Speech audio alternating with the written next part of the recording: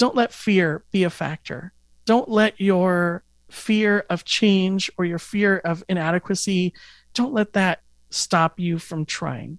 A lot of times I have what's called imposter syndrome, and you have to push that aside and say, no, I do believe in myself and I am going to try, because if I don't try, somebody else will. And I will, forever be at this point in my life unless I step up and try. This is the Penny Forward Podcast, a show about blind people building bright futures one penny at a time. I'm Liz Botner. And I'm Chris Peterson. We are blind people learning from each other what it takes to be successful in our personal, professional, and financial lives. Are you working but feel stuck? Learning a new job can feel daunting for anyone, but throw in ignorance, discrimination, and accessibility issues, and many of us would rather stay where we are. Byron Lee was one of our first guests when we started the podcast last year. In his first appearance, he taught us what it was like to relocate to a different state, leave the safety net of Social Security, and buy a new home. He is back this time to talk to us about what it's like to leave what he thought was his dream job to take on a new challenge in a new industry. We will learn what that has been like and how he deals with the fear, uncertainty, and doubt that often comes along with taking on something new. Before we start, we'd like to thank Ron and Lisa Brooks at Accessible Avenue for sponsoring the Penny Forward podcast. I'm sure many of us have experienced frustration and uncertainty when trying to use public transportation or paratransit services that are either inaccessible or just poorly designed for meeting our needs. Accessible Avenue works with transit agencies and other mobility providers to make transportation services accessible for everyone, including those of us who are blind or visually impaired.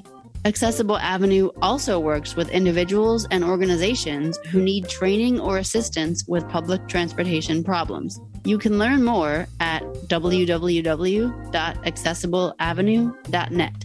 We'd also like to thank Kane Brolin of Brolin Wealth Management for sponsoring the podcast. Investing doesn't have to be complicated, and it's never too late to take action. But depending on how far away your goals are, the decisions you need to make will be very different. Kane Brolin is a blind certified financial planner and chartered special needs consultant who may be able to help you no matter how much you have or what stage of life you are in. Learn more by visiting brolinwealth.com or by calling 574-254-7180. Hey, Byron, thanks for being here. Hey, thanks for having me on. I really appreciate it. Tell us about yourself and your blindness. So I have this thing called optic nerve hypoplasia, or at least that's what I was told it was called, and it's the underdevelopment of optic nerves. But I learned later that it's actually septo-optic dysplasia, which is the underdevelopment of optic nerves, along with things like your pituitary gland and your thyroid gland and other things being underdeveloped as well. So I started out at the Foundation for Blind Children, which is the preschool that I went to. And I made a lot of blind friends, and I continued to amass blind friends and just hang around a lot of blind people in my life and in my career. And I wound up teaching blind people how to use technology. So it's kind of like my life in a nutshell. So you've been on the podcast before, and we actually talked about your story, but for those who maybe didn't hear that episode, can you go over like the short version again? So essentially, I have had a lot of jobs, some of which were dishwashing jobs and data collection agencies and call centers and things like that. And they were all meh jobs, And then I got my first job working what I would say in a real 9-to-5 situation, where I was the website coordinator for a thing called Directions for Me, which is a website where you get allergens and ingredients and calories and that sort of thing, the directions on your packages. And so I was the one who was in charge of maintaining that website. And that job was about 7 years, and a really awesome opportunity landed in my lap, where I was able to transition to Minnesota, working for the state of Minnesota. teaching people who are blind or visually impaired who are seniors how to use their adaptive technology. And that was a really huge and scary transition. I was in a Section 8 housing project where I only had to pay like $360 a month for rent, and my electric was subsidized, and I was getting all kinds of, like assistance with things. And I was going to have to give up all of that, give up my Social Security and all of these other things. And I was just like, oh my gosh, I'm not sure if I'm ready for this. But I took the leap anyway, and I did it. I lost my benefits, but I got a reasonable living wage. And I've been in this job now for 5.5 years. And I'm about to make another scary transition. Speaking of huge and scary transitions, you kind of led up to it. What is the new transition and the new opportunity that you're about to undertake? So I am going to be working for a company called ServiceNow, and they are essentially a company that builds ticketing software for, let's say you're at your office and your computer goes down and you need to have IT come and fix it.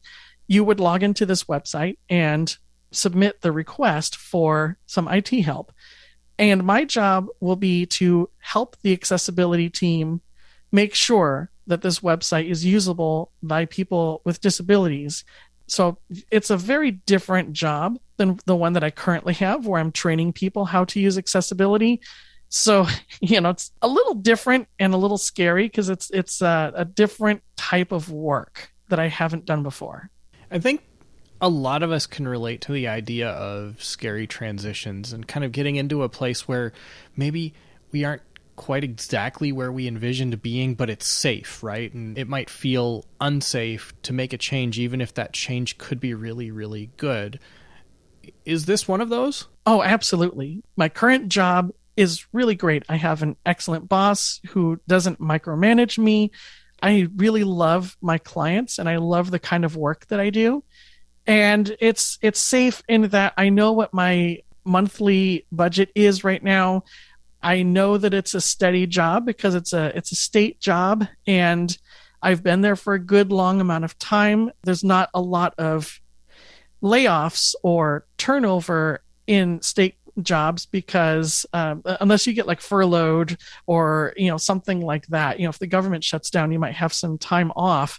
But other than that, people tend to retire in government jobs if they stay long enough. And so there is a bit of a security blanket in this job, whereas working for a corporate organization, working for a tech company, there is a lot of layoffs. There is transition. There are uncertainties and unknowns in choosing to be in a career where there's the chance that you don't have that job security. Where did you hear about this new opportunity? So my friend who works at a large technology company, and I won't say the name, but they work for a rather large tech company, and one of their friends, one of their ex-coworkers recently left that company, and they are on this accessibility team for the company that I'm moving to. They were looking for another accessibility engineer. They reached out to my friend and said, do you know anyone who would be a good fit for this? And so my friend sent me the link to the job posting and I applied. I was like, well, what the heck? Why not? I've been trying to get into the tech industry for the better half of a year. During COVID, I thought maybe I could work from home and make some more money and make that transition. So I started poking around and I was somewhat successful. There were interviews that happened and there were actually offers that were given, but those offers did not match what I was currently getting. They weren't enough to make me want to transition out of my current job into the tech industry. But this one actually was a very lucrative offer, and it made me decide to go ahead and make the jump. We'll continue our interview in a moment. But first,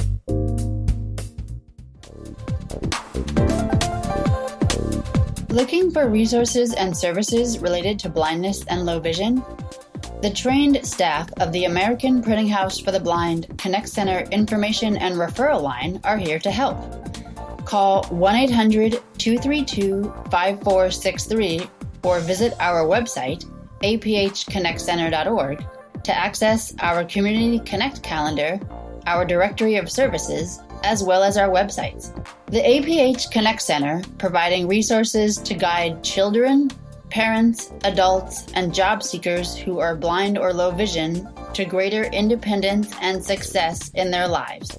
Call 1-800-232-5463 or visit aphconnectcenter.org for more information. ¿Busca recursos y servicios relacionados a la pérdida de la visión?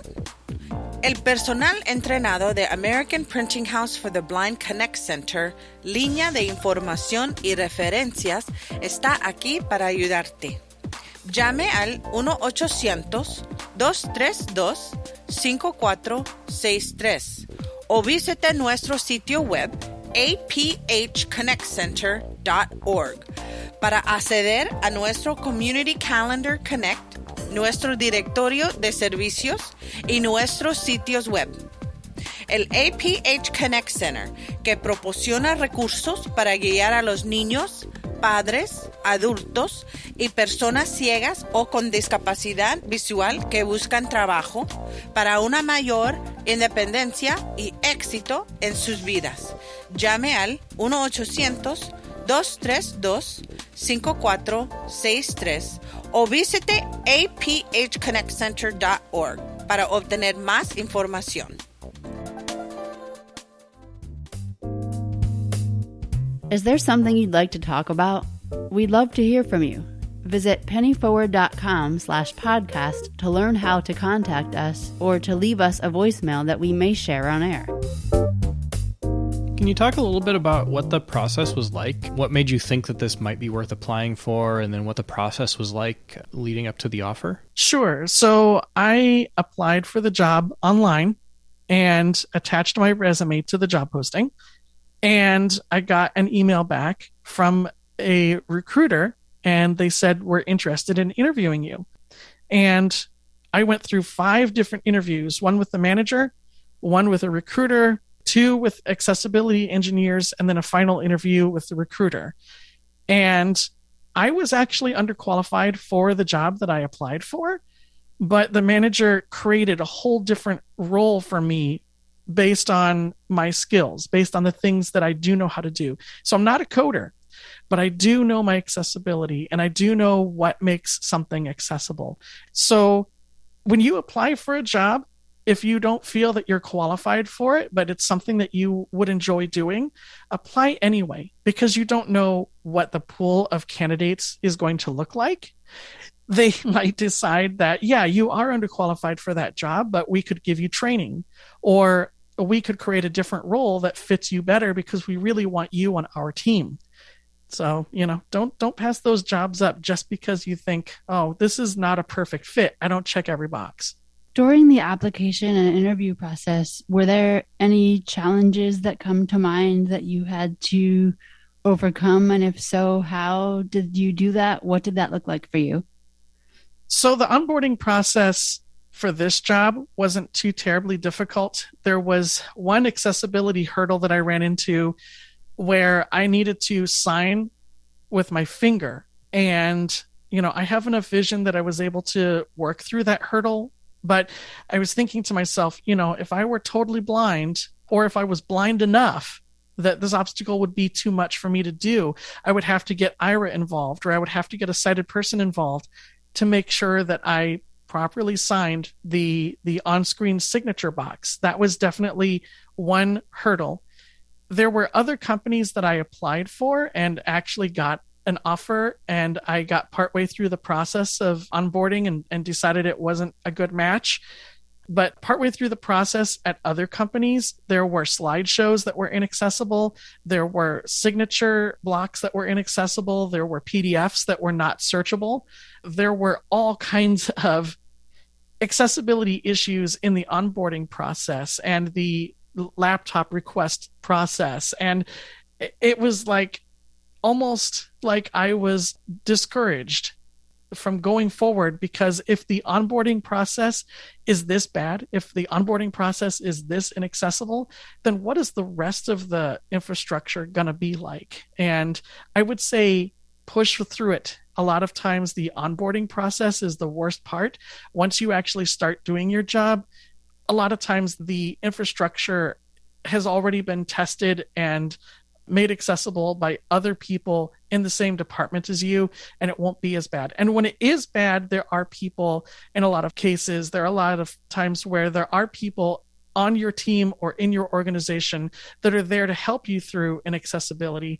You're just often alone during the onboarding process because there isn't support for the onboarding people, but there is support for the actual team members. I actually remember in my last job change, the same thing happened where I had to sign something with my finger, and I am totally blind, so I actually had to use Ira for that. And, that was an interesting experience because on one hand, I shouldn't have had to do that. On the other hand, I felt really thankful that there was something like Ira that would allow me to do that. Tell us now a little bit about how it's felt to make that transition, because I imagine there's a lot of things that go into, now that you've accepted the offer, there's a lot of things that go into starting the job. First of all, I had to tell my current employer that I was leaving. And that was one of the hardest things I've ever had to do. It's not so bad if you're unhappy at your job or if you feel like you're not depended upon. If you feel like you're stagnating, maybe leaving your current job might be a little easier. But I left a good job where I felt like I was integrated into the system and that my leaving was going to cause a lot of disruption. I didn't want to cause anyone any grief. So telling them that I was leaving was difficult. My boss, when I emailed him and I said, hey, could we have a conversation either on the phone or in person, preferably in person? He knew by the tone of that email. And he wrote back and he goes, you better not be resigning. And of course I was. I think the only thing more difficult was telling my clients that have come to depend on me to come in and help them with their technology, that they have befriended me. They have come to rely on the fact that I will be there to help them get through this difficult time in their lives. And now I'm leaving. And so there were some tears. There were some emotions that were difficult to deal with.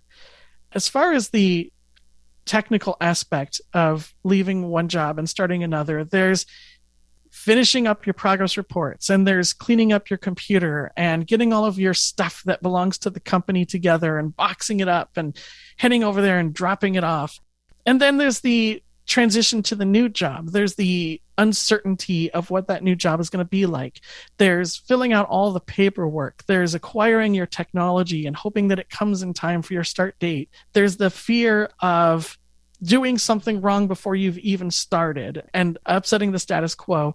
So it's definitely a stressful time, but it's also very exciting because I know that more money is coming, better security for my retirement is coming, and that a new challenge is coming, that I'll be doing something interesting that I haven't done before.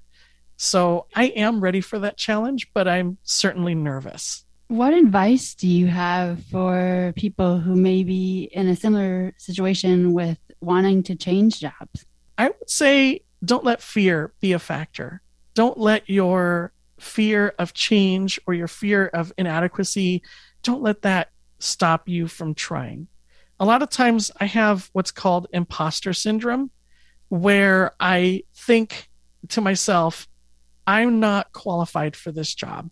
I'm not as great as people seem to think that I am. And that imposter syndrome tends to hold me back from achieving more greatness.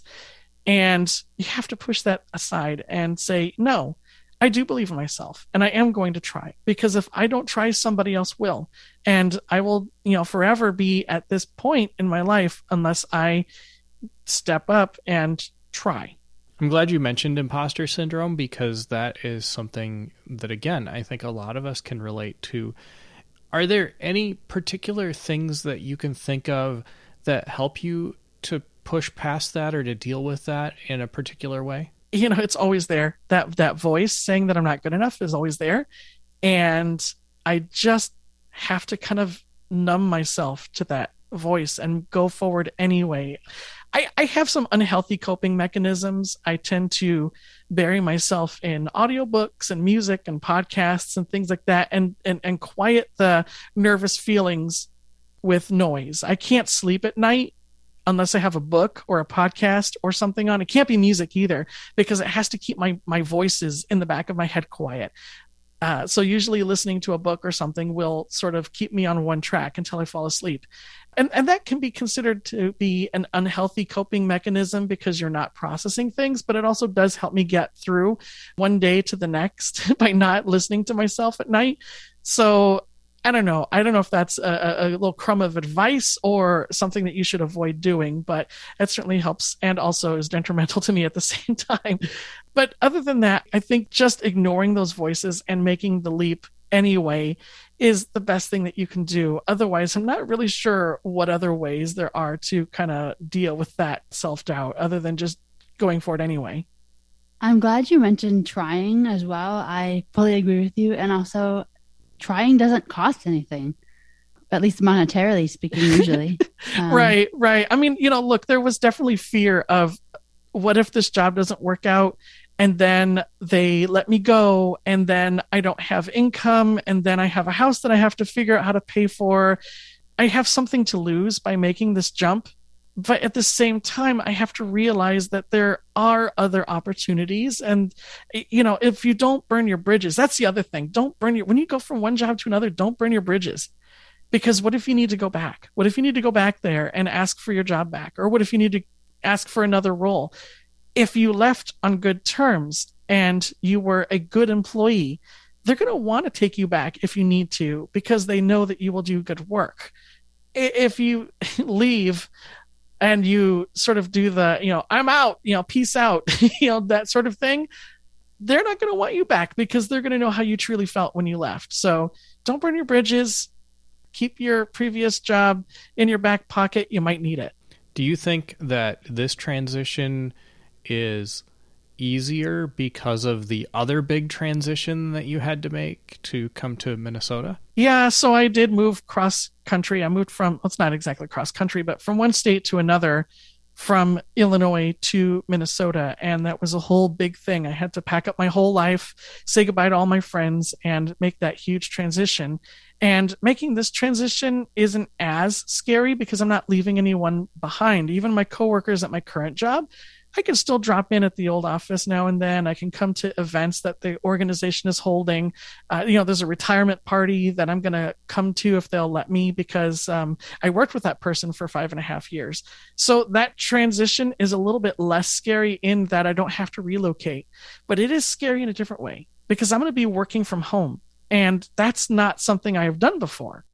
If you are comfortable with people contacting or following you in various avenues, how can they do that? Sure. So you can always email me. My email address is Byron, that's BYRON, at BYRONLEE.com. You can also visit my website, superblink.org. That's SUPERBLINK.org, and find my contact information there as well. Thanks, Byron, for being here and sharing with us. We wish you well in your next chapter and keep us posted. Woohoo! Thanks. It was fun. I want to break in here because after Liz and I recorded that interview with Byron, we found out that he won a JPMorgan Chase Fellowship Award from the American Council of the Blind because of his leadership in ACB. Byron has been a leader in ACB, mostly doing stuff with convention audio and ACB radio, but also with Blind LGBT Pride International, BPI, and ACB Next Generation. And I wanted to tie this back to something Byron said about imposter syndrome. Imposter syndrome, if you haven't heard that term before, is when voices in your head, they may not be literal voices, but thoughts in your head tell you that you are, for some reason, unworthy to do something that you're doing. And those voices can be very loud and insistent, and they can make you feel like you shouldn't even be allowed to be doing something. And here's how this ties back to the JPMorgan Chase Fellowship and also to Byron's job changes and some of the other things that he's talked about. The voices in your head are, in my opinion, less important than the voices of other people around you. Byron has learned this because the voices of the people at the American Council of the Blind have told him he is worthy of a major award. He's also learned this because the people at ServiceNow have told him that he is worthy of an engineering job working in accessibility of their products. But he learned this even earlier when the state of Minnesota told him that he was worthy of a job there. You need to listen to the voices outside of your head, not the voices in your head, because those are the ones that actually matter. What you think about yourself may feel real and it may feel important to you, but do pay attention to what other people feel about you, because that is more real. That is more present than the things that you think about yourself. And while it's easier said than done, it can help you to quiet some of those insistent voices that are telling you you're not good enough. Okay, that's all I wanted to say. Congratulations to Byron for winning the JPMorgan Chase Fellowship. We're looking forward to seeing him at the ACB convention this year in Omaha. And if you're going to be there, we'll look forward to seeing you as well. Thanks for listening and have a great week. When it comes to money, do you feel a little lost? When you're in an unfamiliar financial environment and need a hand understanding the lay of the land, Penny Forward is here to help.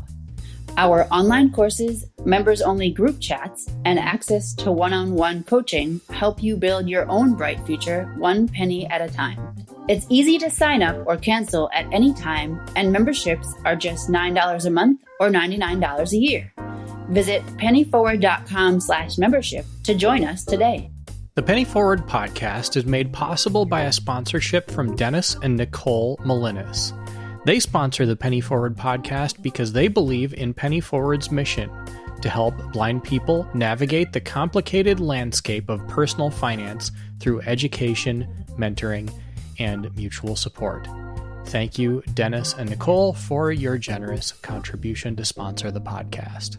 The Penny Forward podcast is produced by Liz Botner and Chris Peterson. Audio editing and post-production is provided by Byron Lee, and transcription is provided by Anne Verdine. Music was composed and performed by Andre Louis, and web hosting is provided by Taylor's Accessibility Services. Penny Forward is a community of blind people building bright futures one penny at a time. Visit pennyforward.com to learn more about who we are and what we do. For all of us in the Penny Forward community, I'm Chris Peterson. And I'm Liz Botner. Thanks for listening and have a great week.